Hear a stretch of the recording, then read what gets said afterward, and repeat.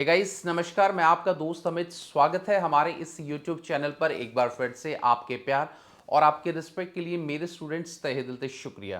Guys आज की इस वीडियो के अंदर 2024 के अंदर हरियाणा की जितनी भी यूनिवर्सिटी हैं उनके बीएड के एग्ज़ाम से रिलेटेड आज मैं पूरी जानकारी इस वीडियो के माध्यम से आपको देना चाहूँगा कि 2024 के अंदर क्या क्या चीज़ें रहेंगी आपके एग्ज़ाम के अंदर, किस हिसाब से आपको सारी चीज़ें प्रिपेयर करनी है, उससे रिलेटेड एक छोटा सा वीडियो रहेगा।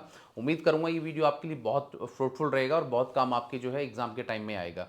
तो वीडियो आगे बढ़ने से पहले एक छोटा सा अनाउंसमेंट, अगर आपके पास टाइम नहीं है, अगर आप एक स्टूडेंट भी हैं और साथ में जॉब भी करें, अपना बीएड भी करें, तो हमारे जो इंपॉर्टेंट क्वेश्चन की जो सीरीज है, जो हमारे हैंडमेड नोट्स है, वो हमारे पास अवेलेबल है बहुत रीजनेबल प्राइस पर। जो नीचे नंबर शो हो रहा है आपका 9996060785 पर हाई का टेक्स्ट करेंगे और पेमेंट के जस्ट बाद के आपको पीडीएफ आपके नंबर पर मिल जाएगी।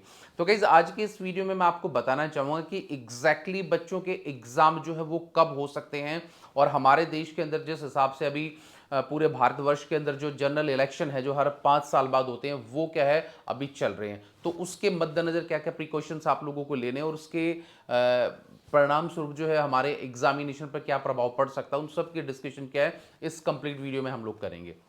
देखिए गाइज, आपको पता है कि हरियाणा के अंदर जो जनरल इलेक्शन की डेट तय की गई है वो मई के एंड तक है, 23-24 मई के आसपास समथिंग, आप एग्जैक्टली मुझे नहीं पता, बट 23-24 के आसपास यहाँ पर इलेक्शन है। तो इसका क्या है, पूरा का पूरा जो स्टेट है वो बहुत ध्यान रखा जाता है।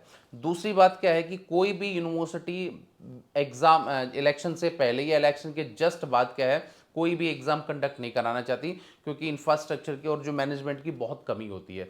तो अब यहां पर सबसे इंपॉर्टेंट चीज क्या है, क्योंकि जनरल इलेक्शन पूरे देश के अंदर जो चलेंगे तो उनका जून के फर्स्ट वीक में आपका रिजल्ट आएगा। उसके बाद ही क्या है जितने भी एग्जाम है उन सब की प्रक्रिया स्टार्ट होगी। मैं बीएड की अमून में बात कर रहा हूं।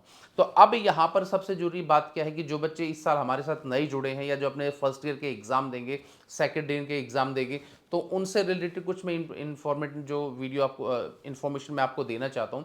सबसे जरूरी बात क्या है कि देखिए एमडीयू क्या है अपनी हर चीज को बिल्कुल रेडी रखेगा और इलेक्शन के देखिए इलेक्शन के जस्ट बाद क्या है आपके एग्जाम हो सकते हैं।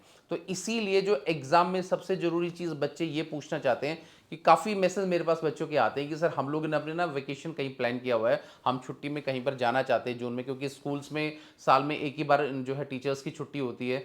तो सर हम अपने एग्जाम से पहले एग्जाम के बाद क्या कुछ घूमना फिरना चाहते हैं। तो मैं उन बच्चों को बताना चाहूँगा, देखिएगा इस जून में तो डेफिनेटली आप अपना प्लान बिल्कुल भी ना बनाएं, क्योंकि यूनिवर्सिटी जब आपके एग्जाम लेती है, जैसे बीएड फर्स्ट ईयर की मैं अगर बात करूं तो जो 3 आपके कॉमन सब्जेक्ट है, चाइल्डहुड एंड ग्रोइंग अप आपका, टीचिंग एंड लर्निंग है आपका, कंटेम्प्रेरी एजुकेशन इन इंडिया, तो ये वाले जो 3 जो कॉमन पेपर हैं ये आपके अल्टरनेट डेज पे होते हैं। यानी कि यूनिवर्सिटी क्या है ये 6 दिन के अंदर आपके एग्जाम क्या करा देती है। जैसे मान के चलो जून के फर्स्ट वीक में 10 तारीख से आपके एग्जाम स्टार्ट हो गए, तो पहला पेपर आपका 10 तारीख का होगा, फिर एक छुट्टी हो जाएगी एक दिन, यानी कि जो 3 एग्जाम है ना गाइज, ये बिल्कुल एक के बाद एक एग्जाम आपके होते हैं सिर्फ एक एक दिन के गैप में। ये 101% ट्रू एंड फेयर न्यूज में आपको जो इन्फॉर्मेशन मैं आपको बता रहा हूँ।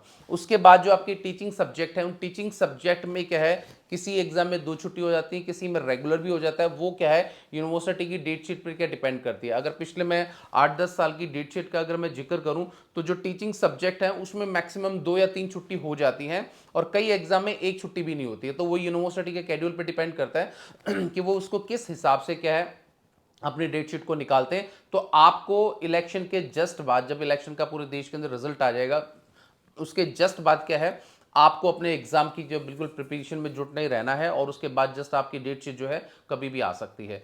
तो अब यहां पर सबसे दूसरी इंपॉर्टेंट चीज बात यह है कि जो बीएड सेकंड ईयर के बच्चों के एग्जाम है उनके आपको पता है कि देखिए टोटल 7 एग्जाम होते हैं, पेपर तो 5 है पर 2 पार्ट उनके बने हुए हैं। तो उनके भी जो 3 पेपर है ना, जैसे फर्स्ट सेकंड और थर्ड, जैसे knowledge and curriculum assessment for learning, और एक और जो है पेपर है जो थर्ड पेपर है आपका, तो ये वाले पेपर क्या है ये भी सेम जैसे फर्स्ट ईयर के पेपर होते हैं, एक दिन छोड़कर एक दिन, और बाकी जो और एग्जाम आपके होते हैं उसमें क्या बच्चे ऑप्शनल ले लेते हैं। तो वो एग्जाम भी इसमें 1-2 दिन की छुट्टी आपकी हो सकती है, पर वो भी क्या टाइम से फिनिश हो जाते हैं। अब बच्चों का सवाल ये कि सर मैक्सिमम जो है एग्जाम कितने टाइम में जो है फिनिश हो सकते हैं। देखिए डेट शीट का तो मैं अभी नहीं बताऊंगा कि आपकी डेट शीट कब तक आएगी, मैंने पिछली वीडियो में बता दिया था मई के एंड तक आपकी डेफिनेटली, या मई के 15-20 मई के आसपास आपकी डेट शीट आ जाएगी। अगर आपके 10 जून से एग्जाम स्टार्ट होने भी है तो हम लोग एक मोटा मोटा एग्जाम्पल मान लेते हैं। तो एमडीयू यूनिवर्सिटी का जो एक ट्रैक है वो अगर आपके जून के फर्स्ट वीक में आपके पेपर स्टार्ट हो जाते हैं ना, फर्स्ट और सेकंड ईयर के 15 दिन के अंदर अंदर फर्स्ट ईयर और सेकंड ईयर के सारे एग्जाम क्या है कंप्लीट आपके हो जाते हैं। ये यूनिवर्सिटी का ट्रैक रिकॉर्ड रहा है। अब चौधरी रणवीर सिंह यूनिवर्सिटी क्या है, थोड़ा सा क्या है, कई बार तो जल्दी एग्जाम ले लेती है। अगर यूनिवर्सिटी ने जल्दी एग्जाम ले लिए तो कहीं ना कहीं कोई इंफ्रास्ट्रक्चर में दिक्कत, कहीं ना कोई प्रॉब्लम छोटी मोटी यूनिवर्सिटी में आती रहती है, जिसके कारण क्या है कुछ कुछ डेट क्या एक्सटेंड होती रहती है। तो ये यूनिवर्सिटी का थोड़ा सा ये ट्रैक है। कुरुक्षेत्र यूनिवर्सिटी भी बहुत लेट एग्जाम ले लेती है, बट कई बार वो भी अपने एग्जाम को कैंसिल कर देती है किसी कारणवश। तो यहां पर कुल मिला के हर यूनिवर्सिटी का अपना एक अलग फंडा है, हर यूनिवर्सिटी के पास अपना एक अलग इंफ्रास्ट्रक्चर है। पर जिस यूनिवर्सिटी की मैं अभी एमडीयू की बात कर रहा हूं, उसका ट्रैक रिकॉर्ड में काफी टाइम से क्या है ऑब्जर्वेशन कर रहा हूं, तो उसमें क्या है आपके जो एग्जाम जो पोस्टपोन की जो एक सिचुएशन है वो बहुत कम क्रिएट होती है। बाकी और जो मीरपुर यूनिवर्सिटी है, पिछली बार उसने भी बहुत लेट एग्जाम लिए थे, आपके गुरुग्राम यूनिवर्सिटी है। तो ये देखिए सारी की सारी क्या है गाइस, बहुत नई यूनिवर्सिटी है। Kurukshetra university, MD university, Chaudhary Devilal university, ये यूनिवर्सिटी क्या है काफी पुरानी है। पर दो यूनिवर्सिटी एमडीयू और केयू के ये सबसे पुरानी है। तो इनको हर पैटर्न का पता है कि किस हिसाब से टाइम से एग्जाम लिया जाए और कितने टाइम इसको फिनिश कराया जाए। बाकी जो यूनिवर्सिटी बाद में एफिलेटेड हुई है अभी हाल फिलहाल में 10-15 साल के आसपास, तो वहां पर क्या है थोड़ी सी देखने को दिक्कत आती है, क्योंकि स्टाफ की भी इंफ्रास्ट्रक्चर की बहुत कमी हो जाती है और एग्जाम को सुचारू रूप से क्या है जो है क्रिएट कराया जाता है। अब यहां पर मैं कुछ इंपॉर्टेंट बातें बच्चों को बता दूं कि भाई जो बच्चे बाहर से यहां पर आएंगे और वो अपने एग्जाम देने का प्लान कर रहे हैं, तो देखिए उनके लिए सबसे इंपॉर्टेंट चीज क्या है कि भाई कम से कम जो आपकी टिकट जिस ट्रेन की या फ्लाइट की होगी वो उस पर बच्चे फोकस करेंगे। बट बहुत सारे बच्चे एक असमंजस में और भी रहते हैं कि सर ठीक है एग्जाम के लिए हम जैसे तैसे पहुंच गए, अपने एग्जाम फिनिश करके चले गए, बट कई बार क्या है जो प्रैक्टिकल की जो डेट शीट है ना वो हम लोगों को थोड़ा सा परेशान करती है।